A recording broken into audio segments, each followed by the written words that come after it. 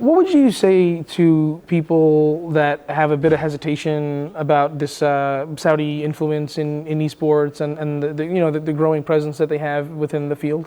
I would say if someone has a feeling, to continue to investigate that feeling, to always be curious about whether they're holding the truth or not, and not to say that I hold a different truth and I really believe mine's true.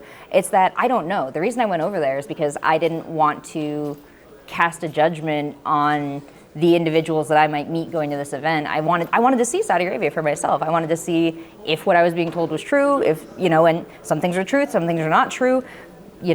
Facts are facts and things that can't change, but I saw it as a cultural experience and an opportunity, and I saw what my responsibility was as far as not over speaking on their behalf. I'm not here to tell you that Saudi Arabia, the country, is amazing. I'm not here to tell you that I felt safe the whole time I was there, but I am here to tell you that if the esports that we know and love is allowed to take root over there, it really might be a cool seed to a better, more exciting future. And maybe that's stupidly optimistic, but... Hey, SC Historian here, and today we have a conversation with none other than Seltzer. For those of you who aren't aware, Rachel is a stage host that has worked in a wide variety of esports titles ranging from Pokemon to League of Legends, of course, StarCraft, and beyond. Aside from that, though, Rachel was one of the early producers of interview content with members of the Korean StarCraft community and has worn a number of other hats within the esports world. If you've been enjoying what I do here, be sure to get subscribed so you don't miss out on future releases like this one. If you really love my work, consider supporting me on Patreon. The link is in the video description. That said, let's jump in to my word with Seltzer. So Rachel, thank you so much for taking the time today. I really appreciate it. Thanks so much for having me. I appreciate it, StarCraft Historian. Of course. You've obviously got a really wide range of things that have happened, in your life in terms of gaming. Like, you've kind of been all over the map. So I'm going to try to just run through some of the more interesting points and, get a little bit of insight on them. So you started out, at least in terms of being really involved in the gaming community, as a TF2 pro? It's true. I got my start in the esports industry competing in Team Fortress 2, but I cannot claim the title of pro because there were not a whole lot of professional, competitive, definitely not like there are today, Team Fortress 2 tournaments going on. But we played in Cal, we played in SIVA, we played in TWL. My partner and I, we played for PMS Clan, and it was great times. It's a fascinating thing, because I think TF2 has a perception as a very casual game. But of course, there's this really competitive side of it too. How'd you end up getting so invested in the game? Well, before I got involved in Team Fortress 2, I had, since I was probably in middle school, come up through like the anime comic convention kind of space. And so something I learned in that was that, like, when I really love something, I really want to like get invested in the community and become like an evangelist for it. So in high school, I changed schools. It was a whole new crowd, and I was like, damn, I need to make some friends. And I was like, well, I love video games, I love anime, cartoons. Anime wasn't hitting, no one was listening to me on that front. But video games, I found so many friends that way. And it was at like a Dance Dance Revolution party that my friend Amy was hosting that I met this guy, and he was talking about Final Fantasy, and he was talking about all the games that he and his friends and the LAN parties they would have. And I was like, that is my shit, I love that stuff. And the guy I talked to that night that we talked about Final Fantasy and all these other games ended up being my partner. That's crazy. Yeah, over the last 18, I think we're coming up on 19 years now. So it's a really high school sweetheart thing. That's high insane. School sweethearts. Huh. Very cool. So, one thing I thought was pretty interesting was your participation in WCG Ultimate Gamer. It's a pretty fascinating piece of gaming history. What was your experience like there? What are some standout memories? WCG Ultimate Gamer, the context of that is World Cyber Games. They used to hold these multi-game tournaments. It was really like a little bit like IEM Katowice, but with like 20 more games. Yeah. And WCG had a season 1 of Ultimate Gamer. It came out, and it featured In Control. Yeah. It featured Amy Brady, who was one of the leaders of PMS Clan that I was a part of, and it featured a lot of people that were in the very small event space, when gaming would have VG Expo in Philadelphia or Digital Life in New York. So I had this very small group of friends that like half of them went and did this TV show. And this was at the time when there was so much hope and so much excitement for gaming, because we were not yet streaming, but we were getting into those online spaces. We were just figuring out how to make that work. And then this big sci-fi production comes along. They do a whole first season. They've got Hannah Simone and Joel Gordine hosting. And so I went as hard as I possibly could to be part of season 2 when they started casting for it. And yeah, it was good times. I had some advice from Jeff. That's actually how I got to be friends with Anna Prosser. That's how I got to meet a lot of the StarCraft people, because I probably bothered the crap out of Jeff, being like, "Hi, how did you get on the show? I want to be on the show." And he was like, "Who the hell are you?" But it was fun times. Yeah, no, it's a fascinating thing. I think there's so much stuff out there these days that has come out, especially over the years, that things get a little bit washed away, right? And there's so much content, so many things have happened. But I find little tidbits like that just kind of fascinating. It's a weird part of history, and it doesn't really reflect the way anything looks now, right? That's such a different format, it's such a different concept. And it's such a shame, because it was very entertaining, and it really showed a different side of gamers, a different way to play, and a different way to aspire to be a pro. So I really appreciated what it did for the space when it came out too, and how many people from different games it brought together to collaborate, to teach each other things. I learned so much from Justin Wong, who was on my season of Ultimate Gamer, and when he left the show, as he was leaving, that's when he was getting his invite from Evil Geniuses. So that put all those different, the FGC and StarCraft and Counter-Strike in more of a conversation. It was huge. Yeah, and I think, gaming really needed these sort of explanations and ambassadors, especially when it comes to pro gaming, because this is such an alien concept to anybody that wasn't in South Korea, for so many years, up until really not even that long ago, you say 10, 15 years, yeah. Which is nothing really. So it makes a lot of sense that, programs like that were developed, and they probably did do a lot to help more mainstream audiences wrap their minds around what pro gaming is and could be. Yeah, it was definitely a great place to start the conversation and open my parents' eyes to it for sure. Yeah, really cool. So, gaming spaces tend to be really heavily male-dominated. Obviously, it depends on the title, and that has shifted over time, but especially historically, for someone like yourself who's been involved in it for so long, in a lot of circumstances, you may have been the only female involved with certain things. What has your experience been like as a woman in gaming? Do you feel like it's had a really significant influence on how things went for you? Yeah, being a gal in this space, right from the very beginning, I was recruited by PMS Clan, which was an all-girl gaming clan. I was in college at the time. We had been going to these trade shows, and at the time, the trade shows would have, booths on the floor that would make an announcement like, first 10 people to the booth to play Quake, winner gets a headset or something. And so me and my partner, Torch, we would farm these events for equipment, go to Best Buy, return it, don't do this. And I was going to do a school paper also while I was there. So I sat down and I interviewed Amy and Amber of PMS Clan, and they see all my big bag of prizes that I'm carrying around, and they're like, why don't you join the clan? And so from my very first moments of actually competing in games, aside from these trade shows, I was competing alongside women. I was on PMS Clan, they had a huge forum space. They had H2O, which was our brother clan, who were super supportive. And so right from the very beginning, having female friendships, having the relationships I had, really inoculated me to a lot of the negativity, because people would say, oh, girls can't game. And I'm like, well, okay, maybe I kind of sucked right now, but have you met these incredible women? And, yeah. I always just had a counterpoint to whatever people wanted to say. And as I went forward in the space, it became a big mission of mine to do what Amy and Amber did for me, which is find these women who might feel alone and be like, first of all, you're not. Second of all, if anyone makes you feel that way, I'll hurt them physically. I think it gets us to today in 2024, where I challenge you to find a woman in the space who cannot say the most absolute best things about the other women in the space. There's a lot of support, and that's what makes it possible, and those weird pockets of bullshit. Yeah, I think just access to solidarity really helps mitigate the nonsense. Like what you said, when it becomes clear to you that you're not alone, and that some of these negative things you might be experiencing, they're really not about you. It's just toxic individuals, and I think it's a lot easier to digest that sort of thing when you have solidarity. Do you feel like you've experienced any particular hardships as a result of being a woman in a very heavily male space?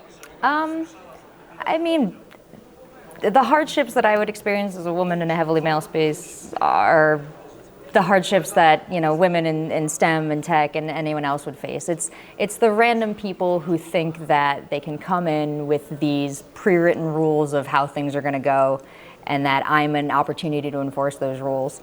That'll happen anywhere. But I would say that as one of the few women who is really involved in the space, kind of like with anime, I wanted to be this ambassador, and I found that early on, as the only girl at an IEM or at an MLG or something, people would be like, well, hey, what are you doing here? And I was like, so glad you asked. These people are amazing. We're doing a wonderful thing. So I kind of just always saw that as a feature, an asset.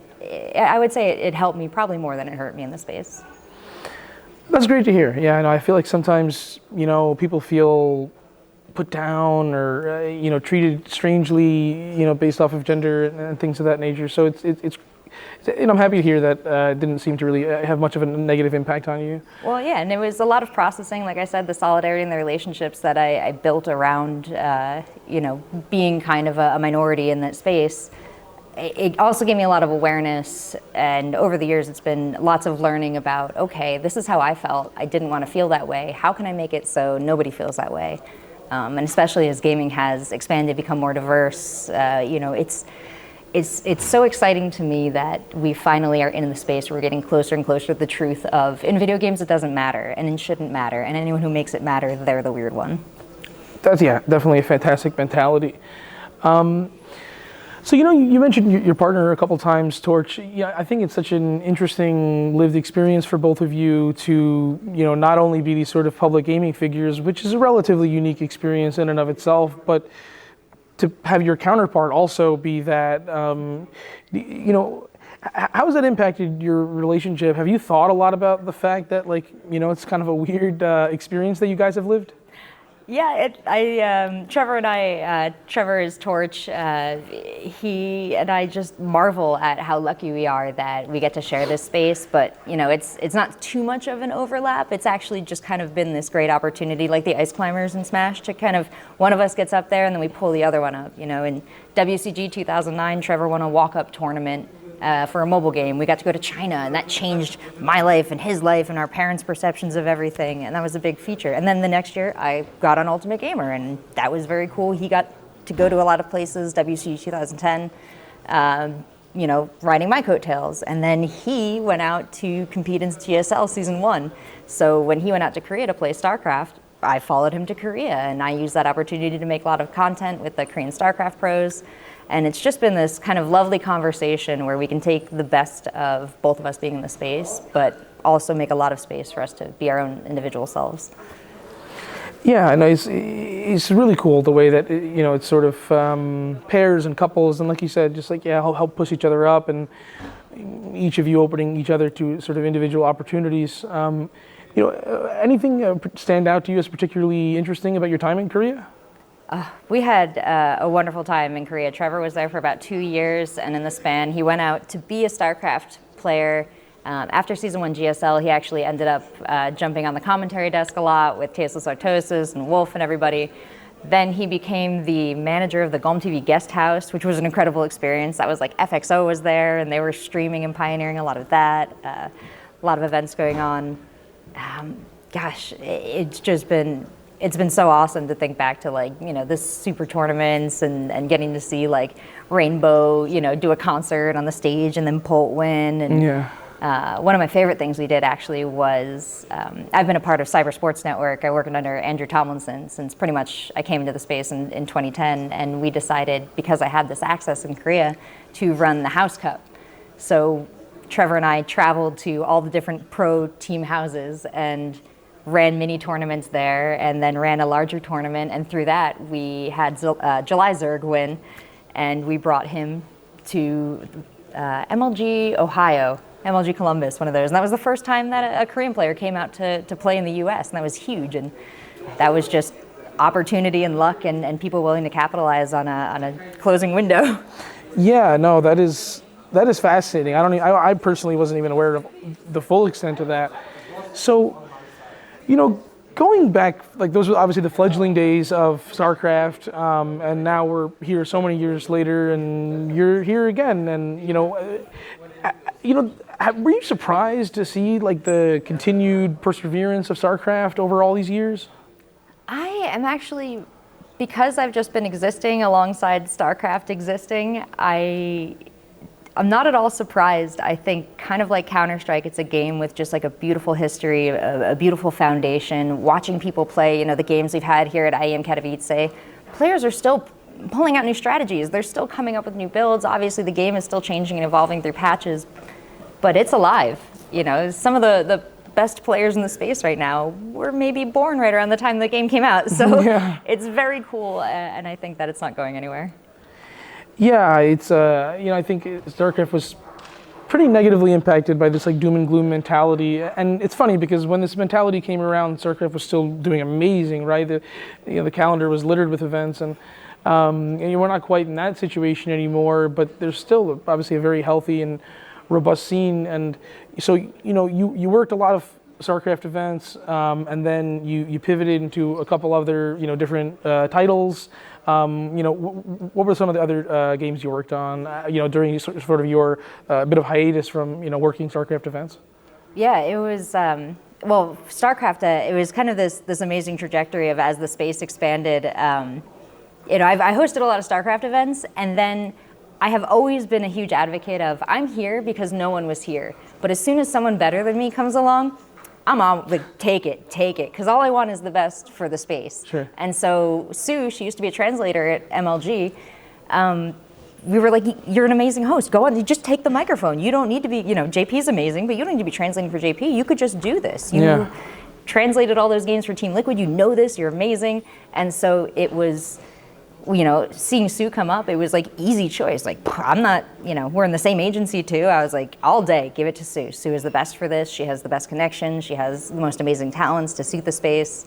And so it's by virtue of Sue becoming even more busy, even more professional, and even more amazing that I get called in to be the understudy for these events. And I'm like, yes, Sue, like, thank you. Like, I always want her to be the host, and she's always the first choice, everybody don't worry. But if Sue's busy, I get to come in and I get to see all these amazing StarCraft talent, because I can say that having been all over the space and doing Counter-Strike and League of Legends and, I'm gonna think of the Street Fighter, just like a weird long list, Y Star 2, Dragon, I should write these down one day. But a lot of different games. No one has the talent that are both so kind and good at their core and so experienced over all this time. I love coming to this green room. I love working with these people, and I will always take that opportunity when I can. Yeah, it's funny that because you weren't doing so many StarCraft events, when I was in Atlanta, a couple of people were like, oh, like, who is this? It's like, oh, it's like new person. I was like, oh, come on, man, you don't know what the hell you're talking about. That's good. Do you think I'm young enough to be a new person? Thank you. I think they would go with a 20-year-old these days. But yeah, no, it's funny because you do feel somewhat inexorable from the history of the game. When you look at these iconic moments like you and Stephano and at the European WCS Championship. 2012. Oh my God. That was an amazing event, and of course this was like the peak of Stephano's career, and just this show of his personality and stuff like that in those final moments. So yeah, it's very strange for me as like an old school viewer I don't relate to that concept of not knowing who you are. So it's funny to see stuff like that. Yeah, I'm like a quiz answer for like the OGs. Like, you're getting that one right at the bar trivia. It's Seltzer. She's been here. Yeah, exactly. So do you find it particularly challenging to keep current with you covering all these different games? It seems that it would be really hard to stay up on the knowledge of the scene and the gameplay of all these different titles. How do you tackle that? I wish I had this motivation to study when I was in school, because studying always came very hard to me, but I love studying for an event. So for example, last week I had a PUBG mobile event, but it was all like influencers. So I had my big old document, my very creepy, checking everybody's Twitter and Instagrams and seeing what they're up to, all the players, what's up with the game, reading all the patch notes. It's a lot of studying, compiling data, making sure that I'm up to date on things. But I will say my reigning philosophy, whether I'm teaching a hosting workshop or I'm coming into the space to do work, is first of all, don't be wrong. Like being right, that's really great, but just first of all, don't be wrong. So, don't get teams wrong, don't get names wrong, don't get facts about the game wrong, and then build up from there. But the core of why I think I'm able to go from title to title to, interview this player, interview that player, interview a team, interview a game developer is I cannot overstate how much I respect what pro gamers do and what, game developers have built, what tournament organizers at events here like IEM have built. And so I see my primary job, going back to my anime days, going back to everything else, I am an evangelist for this thing that I love. And I love this player standing next to me, and I need the audience to know how amazing they are. And so I will put any work in, I will do anything I can, I will be the goofiest person so they look awesome, because I need to convince them and tell this story because I believe so much in what esports has to offer. You get some funny responses to questions, and you roll with the punches. Some of these gamers. I love, and I'm glad they feel safe being fun and silly with me, because if I can stress one thing, it's that if anyone falls next to me, I'm gonna fall harder. I'm gonna fall underneath you. I'm gonna give you a soft landing. I love this space. So, shifting gears a bit, you had a pretty unique experience. Obviously, there's this huge development and focus on esports from Saudi Arabia and Saudi Arabian organizations, and you work Gamers 8. So, what was your impression of the event, of the country overall? It was a really interesting experience, and one of the other things that I've always loved about esports is that I get to travel, I get to see so much as a result of working in this really global industry. And when I got the opportunity for Saudi Arabia, the first time it came around, I was like, it's a little bit of an unknown quantity. It's a little bit tough to fit into my schedule. I'm gonna hold off this time. And when the offer came around again to go to cover StarCraft 2 in 2023, first and foremost, I was like, I get to go with the StarCraft team. Like, I know, those are the best people in the world. Like, whatever this experience is gonna be like, it's gonna be good because they're there also. And that was facts. The StarCraft players, the StarCraft talent, they made that event wonderful for me. Going there, I was just really struck by our age cohorts that are there, the people like me and younger, my co-host Fancy, the most amazing dude, hanging out with him, working with him. One night I kind of missed the shuttle back because we were at a different part of the venue, and I was like, oh no, and he's like, I'll drive you back to the hotel. And I was like, I don't want to make you do that. And he's like, no, it's no problem, come on. And so he takes us into this car and he boop, boop, and it's like this fucking cool Mustang. And I was like, bro, I drive a Mustang. And we're like, bro, the similarities I had with him as another human were unbelievable. And so my hope is that regardless of politics, regardless of what, and it's hard to say regardless, I recognize that there's all sorts of things at play with Saudi Arabia and putting on these tournaments and making these games happen, and maybe it's naive. I have this great hope for our generation, the future generations, to see and to learn to love the same way I did through esports. And so I don't know. I'm 35. I don't know what 36 and above think. I do not, but I know what I think. I know what the younger kids think, and people want to get along, they want to hang out, they want to game. So I couldn't think of a better thing to do than to go and give them a connection to some gal in North America to be like, what are Americans? Oh, well, Rachel's an American, she's all right. There's an opportunity here to have an amazing united world in the future through video games, and to start conversations that aren't happening yet, I think. Yeah, I think it's the same on the reverse too. Fancy seems like such a wonderful ambassador. Fancy.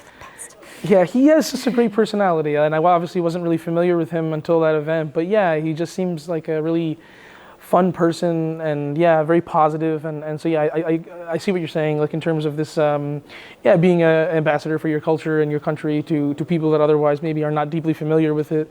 So, what would you say to people that have a bit of hesitation about this Saudi influence in esports and the growing presence that they have within the field? I would say if someone has a feeling, to continue to investigate that feeling, to always be curious about whether they're holding the truth or not, and not to say that I hold a different truth and I really believe mine's true. It's that I don't know. The reason I went over there is because I didn't want to cast a judgment on the individuals that I might meet going to this event. I wanted to see Saudi Arabia for myself. I wanted to see if what I was being told was true, if, and some things are truth, some things are not true. Facts are facts and things that can't change. But I saw it as a cultural experience and an opportunity, and I saw what my responsibility was as far as not over speaking on their behalf. I'm not here to tell you that Saudi Arabia, the country, is amazing. I'm not here to tell you that I felt safe the whole time I was there, but I am here to tell you that if the esports that we know and love is allowed to take root over there, it really might be a cool seed to a better, more exciting future. And maybe that's stupidly optimistic, but it was very awesome to meet Fancy, to meet the other people I met through Gamers 8, and to hold that hope. It didn't die. Yeah, I mean, whatever it is, whatever it becomes, it's certainly interesting. It's a new frontier for the industry, for the game, for a lot of things. So, I think everybody's kind of curious about how it's going to go. But, obviously you've been in the esports industry for a really long time. How has it changed? What's different now than 10 years ago? It's way less fun now, guys. It's so much more numbers, and I fucking hate numbers. Like, we talked about early on Ultimate Gamer. Ultimate Gamer was fluffy and silly and entertaining. If you remember back to WCS, EU Finals 2012, me and Stephano dancing on stage, that was funny, that was silly. There was so much space for the broader gaming community and all the different ways we wanted to celebrate. And I feel like over the past couple years, with the dawn of streaming was amazing, and then the immediate capitalizing on streaming and the immediate lying about stream numbers and pumping up views and stuff like that, that was toxic to our space. And so in the small circles I hang out in, one of the things that we share a lot of sentiment on is like, okay, the money's gone, good. Because it was really fun when we were all sitting on the floor of MLGs. Like, open tournaments were amazing. You want an audience with butts in the seats? Invite them to be your competitors day one. They lose in that Pro-Am tournament, they stick around, they care. Yeah. I couldn't express how beneficial it was to have my background, as laughable as it was in competitive Team Fortress 2, because it gave me this ultimate respect for what the pros were doing. I think a lot of the cynicism that people see today when they can get really down on a player or, think that that's really easy, you can give some armchair, backseat advice. I'm like, you've never played in an online tournament. You've never had to, first of all, organize 5 other people to show up for your TF2 match. You've never, if you did, you would come in with just a little bit higher base level respect. And the aspirationality of the scene at the very top has changed too. It's hard, for everyone to want to be the most amazing top fragger, or it's hard to aspire to these ultimate high pressure positions in our space, but there used to be a lot more to aspire to. I ask people often if they remember Nikasaur from the early days of League of Legends, because I credit her with a lot of League of Legends popularity. Yeah, it was an amazing competitive game, but when you jumped into the launcher, you also got cosplay updates, you got fan art updates, you got community updates, and putting all those different disparate parts of a game and its community into one conversation did so much to enhance the larger space. Now when you go to a League of Legends tournaments, of course there's cosplayers, of course there's a great maybe hall of fan art or something like that, because they've really supported all the branches of the tree.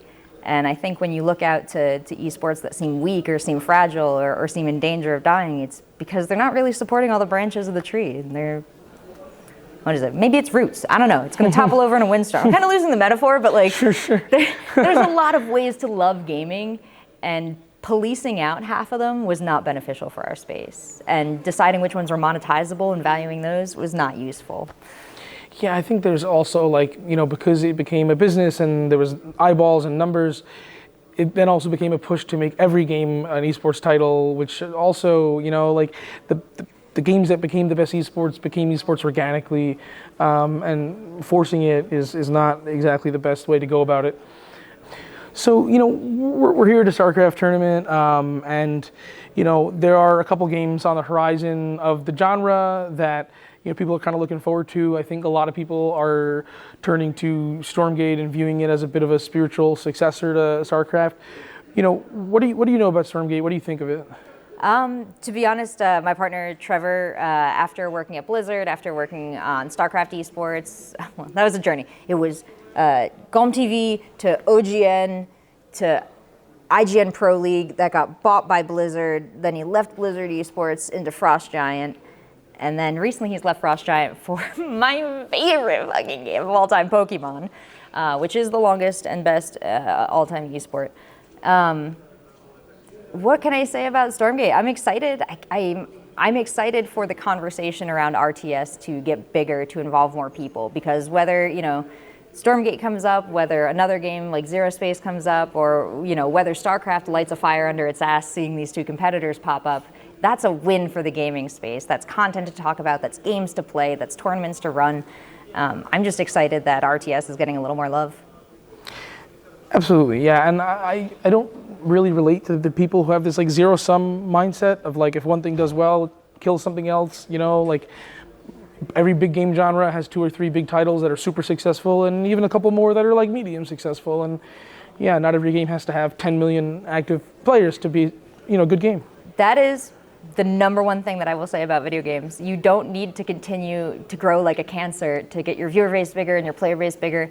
I think Rocket League right now is doing it amazing. They recognize that like, hey, 30,000 viewers is about our sweet spot. So now we budget around that, we plan around that, we accommodate that, and like that's sustainable. Yeah. Yeah, and focus on sustainability now that what you said, like all this big money is gone, like, because none of that really made sense, right? Like, but anyhow, that's about what I had prepared for you. Do you have any closing words? Yeah, I guess my closing words would be that, if you're looking at esports right now and you feel like you've been in it a while and you feel like it's in a good place, that's amazing. If you feel like it's not in a great place and you feel like you have something to say or some way to help, I think the most amazing thing about esports is that all voices can be heard. Whether you're on a Reddit forum or, whether you send a polite and respectful and not at all a death threat email to developers, anything like that, talent. I have always recommended, reach out on Twitter to your favorite person. And if you want an excuse to reach out to a whole bunch of people in the space, become an interviewer, right, dude? Like, that's how I started. I'm looking at your setup like, I never had lights. This is cool. Oh, these are their lights. I wish these were my lights. Oh, yeah, we should take these with you. But it's a space that's so welcoming. And if that's not your experience coming into the space, like, call your big sister, Rachel. I will happily talk to you. We will figure this out. But this could be bigger, this could be better, and all it's missing is you.